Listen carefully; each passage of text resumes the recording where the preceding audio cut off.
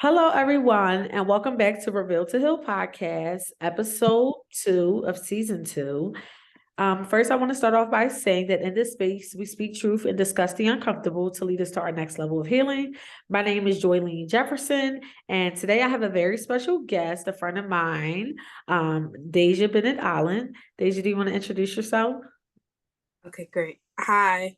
Thanks for having me. My name is Deja Bennett-Allen. I'm 23, a recent graduate of Westchester University with my BS in Science and Criminal Justice, and I'm glad to be here. Thank you. Thank you for joining us. So today's episode, we're going to talk and we're going to further the conversation in regards to students' mental health. And really today's focus is talking about the impacts. So how our emotional, mental, physical, religious, overall well-being has been affected negatively or positively by our mental health struggles in college. And a little side note, at the end, we are going to dive a little bit into the imposter syndrome because I know that that's a very common topic these days. So first, Deja, can you share with me a little bit about your experience in college with mental health? Um, it's it's like life. It's a roller coaster. So like when I entered college, of course, like you're happy. I started in June. Everybody else started in August. So I had a little bit of a earlier experience with college. And I thought it's going to be easy. And then everyone comes to campus and you get all these outside factors that kind of, they can either make your mental health a little better or kind of make it go a little worse. So once you start joining organizations and getting busy and filling your schedule, you start to feel that stress of life. And then my mental health personally deteriorated when it's maybe my junior year. I gained weight that freshman 15, that sophomore 20, like I just gained weight. I was stressing. Junior year, you about to graduate that next year, and then COVID hit. Was it the middle of our junior year? So that really took a toll on my mental health. And then having to do those online classes, and then my senior year was ruined by COVID. So that just all had an impact on my mental health, and I kind of just had to keep digging myself out of hole after hole after hole. So that's Okay, how it went. so I definitely appreciate you sharing that. What I'm hearing is that there were so many different factors impacting you. And you touched on a very important topic, the struggle of the up and down weight in college. As Deja stated, in college, when people are entering college, you hear the freshman 15. And although that may come off as like a simple, silly joke or like, oh, it's okay, I'm going to gain weight. For some people, that really causes a big shift in them because if you're used to being a particular weight in grade school and then you go to college and you start to notice more changes in your body than that were present before, it really affects you because you're looking at others around you, you're looking at your peers, you're looking at people who look like you, people who don't look like you, and now social media plays an impact. So it's really that comparison factor, like, okay, I'm looking in the mirror and I don't look how I normally look or what I'm used to looking like, and now I don't know how to accept this version of myself, right? So you really touched on an interesting point. Now can you share a little more about what, in terms of the emotional side, how were you impacted positively and or negatively? By my weight or just in college in general? Just overall with your mental health. Um, so in college, my freshman year, my sophomore year, I I sucked emotionally. Like I wasn't really in touch with my emotions. I didn't really care about a lot. I hurt a lot of people. Um, I I just wasn't the person. I'm not proud of the person that I was. And there was a lot of things impacting that, like influencing that, and like that contributed to me being like not as much as in touch with my emotions or anything. And then junior year, um, I don't know, it wasn't a specific incident that I don't know. It was just maybe like I believe in karma, and like karma kind of hit me for all the people that I've hurt, and it took a toll on my mental health. And then it was just like the things that I was experiencing in college, kind of just like, wow, you're about to hit the whirlwind. You can't. go out in the real world and treat people the way that you're treating people or behave the way that you're behaving. So I kind of had to shift my mental to be able to be an adult in this world, because like once you graduate, you're on your own. And for some people, even before that, you're on your own. So it's like I had to make that choice to say, hey, I'm going to be a better person. And I feel like since I've been out of college, I've been doing better mentally. I've been treating people better. Just a better person in general. I love that. And I feel like it takes a lot for us to acknowledge our faults or where we feel like we fell short at. And I think one thing that we have to realize is we have to give ourselves grace sometimes. So those 4 years of college or what how many ever years it takes for the individual, that is a huge growth period. I tell people all the time, I think college is one of the best experiences that I've been through in my life, but I also think it has contributed the most to my growth. I think that if I did not attend college and I did not had the experiences and encounter the people that I encountered, I wouldn't be how I am now and I wouldn't have developed the way I have developed. I think college is an environment, especially when you're living on campus, this is an environment where you're forced to grow, whether it's negatively, whether it's positively, you're forced to grow. So to be able to hear you say, like, I noticed these things about myself and I was this way and that way, and I wasn't proud of it, and you see it change yourself. And because we've known each other for years at this point, I definitely see that different version of you. And, I'm not sure if you could say the same, but it's like you meet someone your freshman year, and then now you're a few years out of college, and it's like, wow, it's a completely different person. And so sometimes we want to show ourselves that grace, and we have to be mindful of the people we're surrounding ourselves with, because sometimes people can keep you in that same space. Like, people that may have known you when you were a freshman may be like, oh no, Deja's this or Deja's that. But it's like, you have to get to know me, because I'm not that person anymore. And a lot of the factors that I encountered in college has impacted my growth. So for me, I think emotionally and mentally, I felt like I did not, and I don't want to get too much into it because we're going to touch on it later, but I felt like looking back, I did not know who I was. And I felt like I was constantly trying to discover that. And I put a lot of my self and my emotions and my mental health into people. And so I know in college, when I first began college, I didn't go there having friends. I didn't go there really knowing anybody. And so the people that I became close to immediately, I was like, okay, these are my people. And anytime anything will go haywire in our relationships or our friendships, that would affect my mental health. And I felt like my world was crashing down, because yes, I have my outside support and my outside family, but I'm on this college campus and these are the people that get it. These are the people that are going through the experience with me. And I don't want to have issues, and I don't want to, for us to have what's called beef. And it really began to affect my mental health. And it really wasn't until I was able to do that self-evaluation and think like, what am I doing? What is contributing to my negative mental health? And the emotional impact, it was just highs and lows, highs and lows. Like, I would feel like, okay, college is great, I'm doing good, my grades are good. And then there were moments where I was like, this is a lot.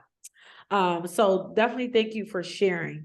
How do you feel like the how do you feel like the if you are religious, how do you feel like that has impacted you and your college experience with your mental health?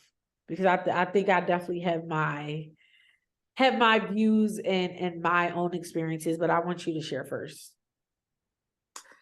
Um, I'm a Christian. I I was raised in like a Christian household, but we weren't the people that went to church every single Sunday. Like those were my grandparents.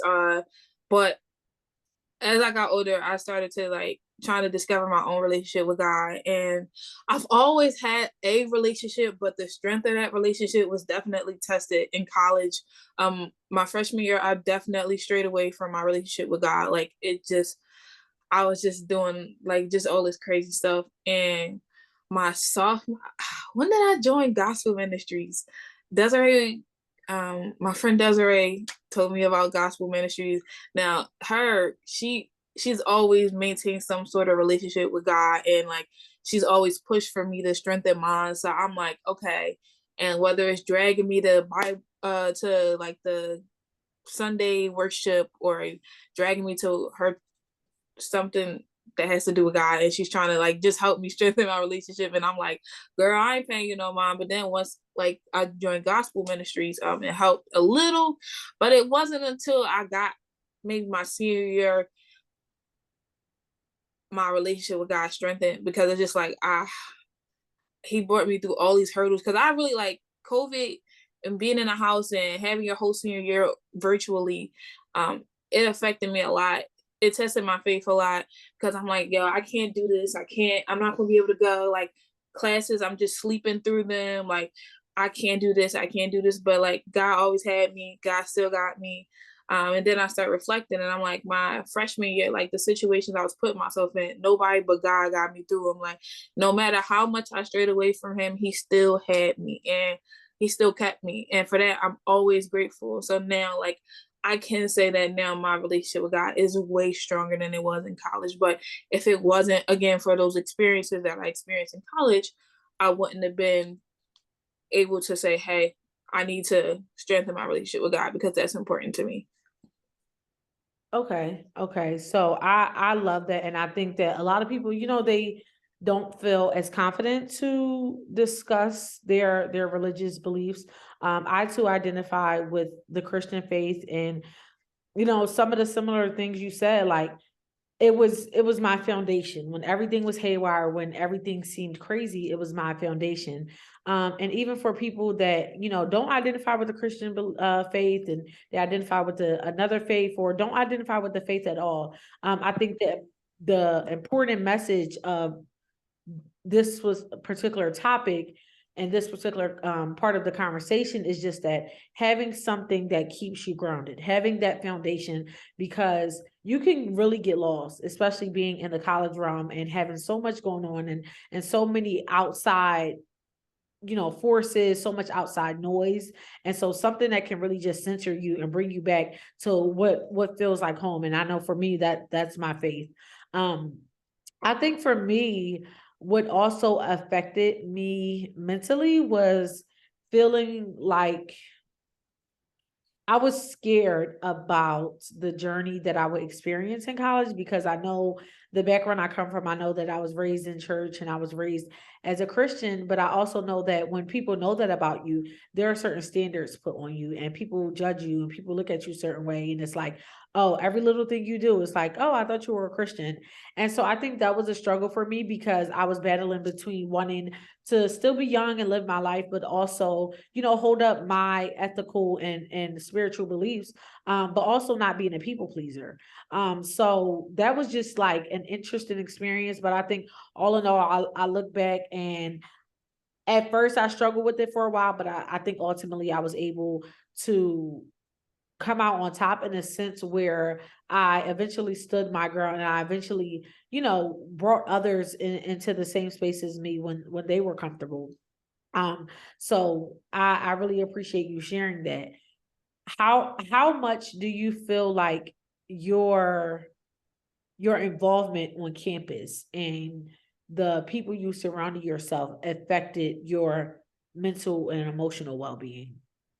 Um, it has a huge factor. I would say 75% of my mental health at some point in time, like is based on the people I surrounded myself with, the people that I like was involved with on my campus clubs and things like that. So I dance. I've been dancing since I was 3.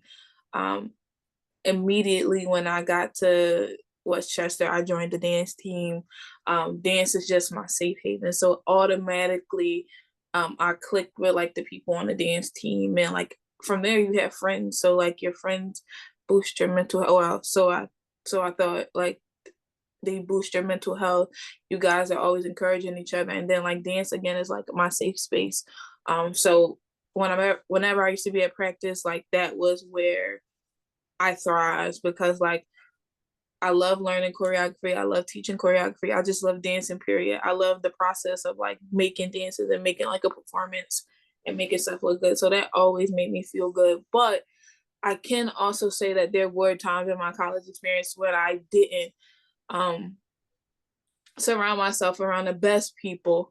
But I didn't realize they weren't the best until I was in a sticky situation that I kind of had to lean on one guy and two, like my other people that were in my village to kind of get out of it. And I'm like, maybe these aren't the people I need to be surrounded by. Like, but that's what I feel like that's what college is for. Like, as long as you don't get yourself in something crazy, like something really crazy, I feel like college is for finding out what's for you, what's not for you. And none of the people that I interacted with were bad people. They just weren't my people. So that's what I have to say about that. I love that exact statement. Like they just weren't your people. And I think sometimes we had that pressure on us because we made that person may have been a part of our life in a specific setting or in a specific instance. We feel like, oh, this person is supposed to be here forever. But as we continue to evolve and we continue to grow, and especially when we're focusing on our mental health, if you're surrounding yourself with people who you know aren't contributing positively to your mental health, or they are bringing you down, or every time you're around them, you feel off or you're not yourself, that's red flag number one. And so it's important to put yourself first. It's important to know your boundaries and express your boundaries and surround yourself with people who will respect your boundaries. So I definitely can relate to that. I definitely had my fair share of people that I had to learn the hard way, because I tend to be hard-headed. I had to learn the hard way. Like everybody, and it's because I'm a people person, you and I were both Leos, so we like to build relationships. We like to be the life of the party, and we just like people. But in that, we still have to protect ourselves and realize that everyone cannot encounter us, especially for the long run. So I definitely appreciate you sharing that. The last point I want to talk about was imposter syndrome. So we hear this term all the time, and for those that are not aware, imposter syndrome is, in the simplest terms, I view it as something of being what you're not, but you're pretending and you're putting on this facade and you're showing up as this person that you're trying to force yourself to be, that you're trying to convince yourself to be, or other people want you to be. And so imposter syndrome, you might be living your life, you might be working a job, you might be in a relationship that does not even coincide with who you are, but you're continuously doing those things for whatever reason you feel necessary. So for me, I have definitely experienced imposter syndrome. It's kind of like what I was saying earlier in terms of my faith. I feel like I was trying to be like other people, and I felt like, oh, like I want to spice my life up, and I want to, think outside the box and try different things. And I later found like that wasn't for me. I don't regret those experiences because I know that they were necessary. But I would say my biggest imposter syndrome, it's a I feel like most people wouldn't think of it as imposter syndrome, but for me, as I've thought about it and analyzed, I feel that it is. I know that when I was graduating college, I was so excited. I was so excited. I had people cheering for me, rooting for me, and it was definitely the time of my life. And once I graduated, I felt like the world just crashed on me. And it was something I did not expect. I did feel a bit of bittersweet, like happy but sadness coming, when I was leading up to graduation. But once graduation had wrapped up, I was like, what do I do with my life now? And it's crazy that I thought that because I knew I was jumping right into my master's program, but the undergraduate experience was just something completely different. And I also felt like my identity became college. Like I felt like I did not know who I was outside of college. I said, what are people going to ask me now? I was used to seeing people and they're like, oh, how's college? Where people aren't going to check up on me anymore because I'm not an undergrad. And I felt like I graduated and I was excited, but I felt like I lost myself because I did not realize how much I attached my identity to being a college student. And now that I'm no longer like an undergrad on campus college student, I didn't know what to do. So, do you feel like you've ever experienced imposter syndrome or you currently experience that now? Um, Definitely. I feel like I've, in a way, experienced imposter syndrome my whole life, but especially now at work. So I am currently an asset protection specialist at Target.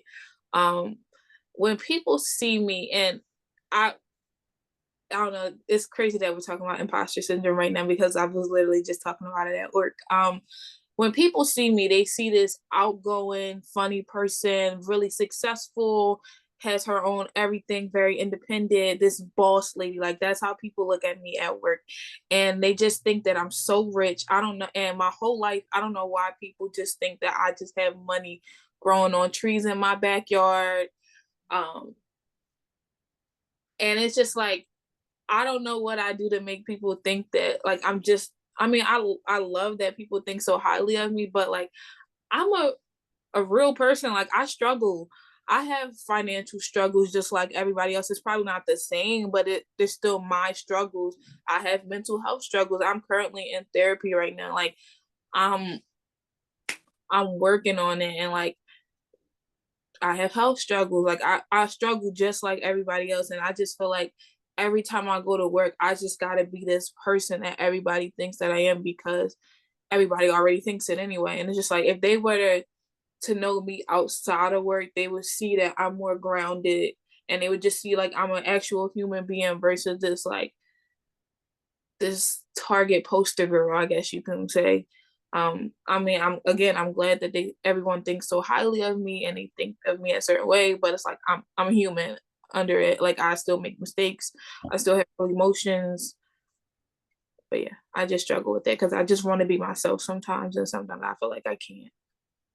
And I think that we have to charge ourselves with showing up as ourselves, no matter how people view us, no matter how much we think that people are going to comment on it or people aren't going to accept it. I think when we really learn to lean into what makes us overall healthy, physically, emotionally, mentally, spiritually, I think that's when we tap into our needs and our boundaries and our true selves. And it's truly getting away from that imposter syndrome.